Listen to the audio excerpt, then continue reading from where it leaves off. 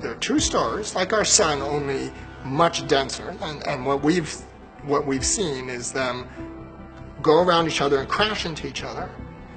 We've seen that in gravity, in the gravitational waves, and then we've seen a bunch of light come off of that as they get ripped apart.